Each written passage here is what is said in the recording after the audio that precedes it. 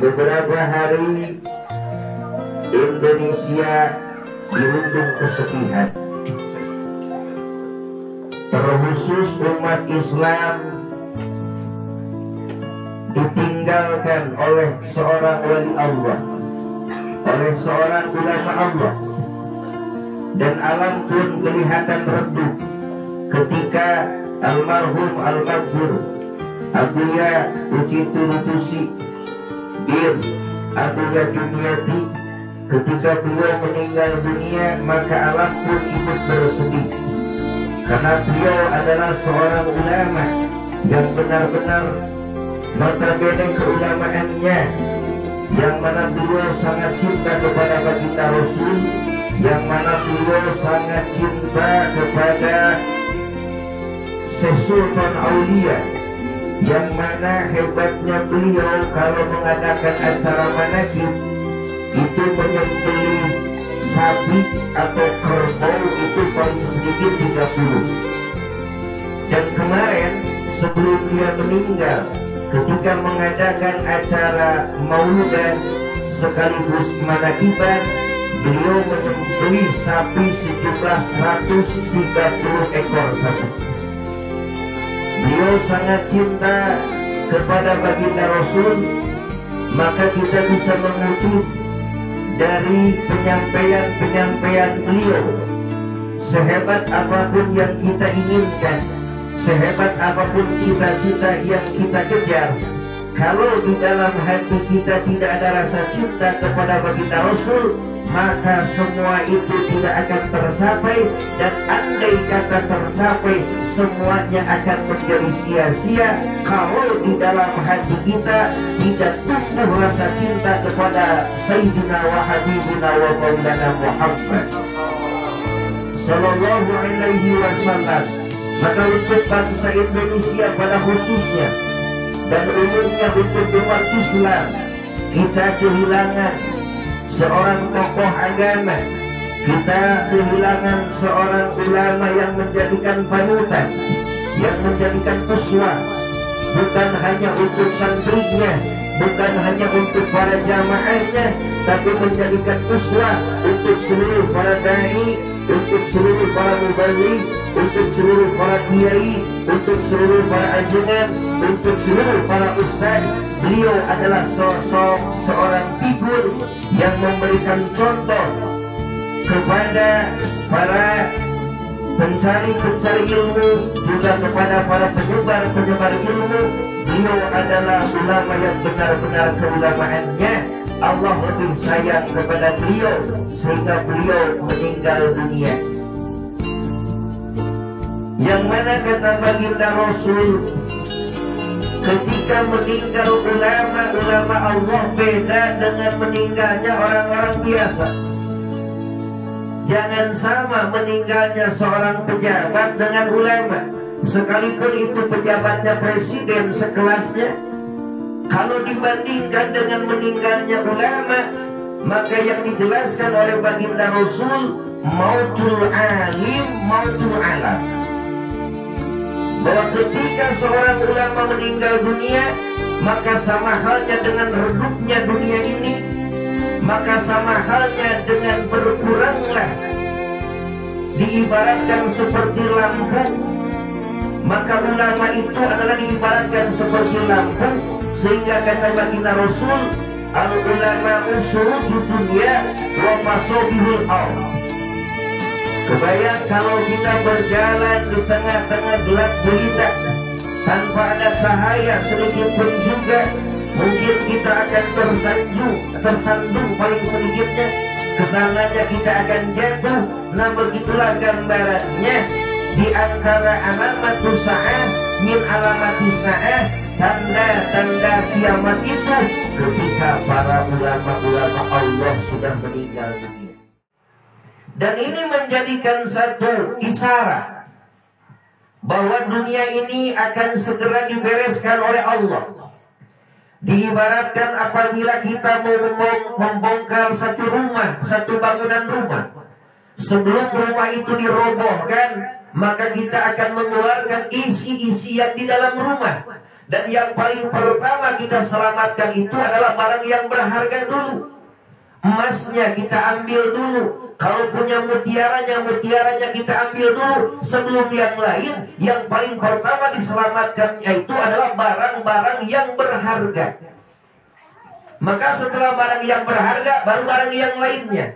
Kenapa barang yang berharga lebih didahulukan? Kita tahu nilainya mutiara, kita tahu nilainya emas. Maka yang paling pertama diselamatkan oleh kita di dalam isi rumah itu adalah barang yang berharga. Begitupun ini dunia.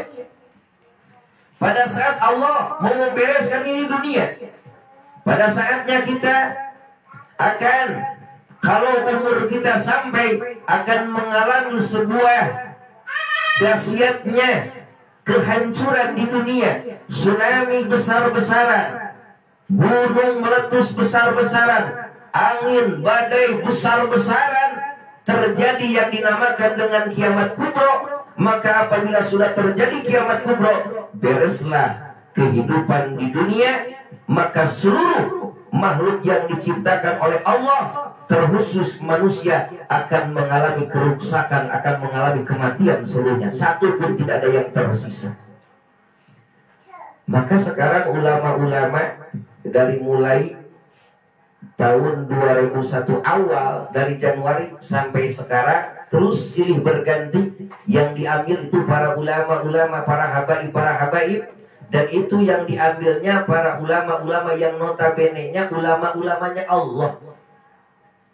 Mautul alim, mautul alam.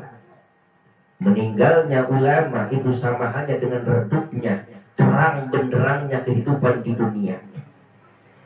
Bahkan ketika kita ditinggalkan oleh ulama, apabila umat Islam ditinggalkan oleh seorang ulama Allah, lalu di dalam hati kita tidak ada rasa bersedih sedikit pun juga, kita cuek saja, kita biasa-biasa aja, ini ada ancaman dari baginda Rasul.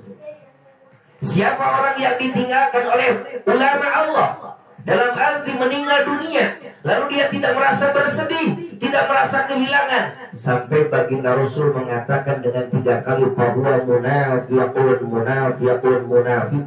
itu menurut agama dianggap munafik. Ketika umat Islam ditinggal oleh para ulama Allah, tidak merasa bersedih, tidak merasa kehilangan. Kita harus yakin bahwa alim al-alama ada ilallah almarhum al-maghfur Abu Ya'uci Turutusi, walaupun kita melihat lewat momen video berapa yang hadir, itu bukan ribuan sampai sekarang, itu tahlilnya bukan ribuan sampai berjuta-juta. Corona tidak mampu menghalangi. Kenapa dia pada datang jauh-jauh? Pada saat ulama Allah meninggal dunia, itu dasarnya dengan cinta. Kalau sudah dasarnya dengan cinta, rasa takut akan hilang.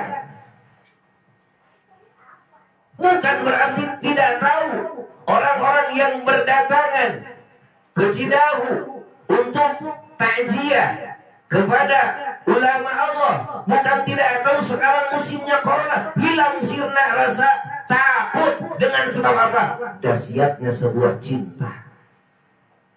Makanya kalau berbicara masalah cinta, dahsyatnya cinta itu akan bisa mengalahkan segala-galanya.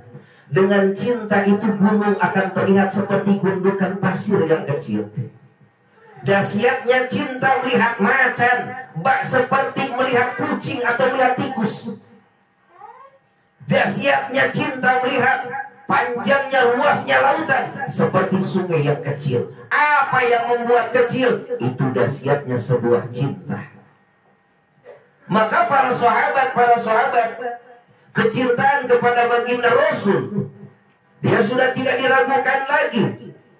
Bagaimana para sahabat membuktikan cinta kepada baginda Rasul? Dia rela berkorban, jangankan dengan harta dan benda, bahkan nyawa sekalipun siap untuk digantikan demi membela yang dicintanya. Makanya jangan salah mencintai. Kalau salah mencintai akan fatal akibatnya. Seseorang mencintai seorang perempuan, kita bela-bela, belum tentu akan menyelamatkan kita di akhirat.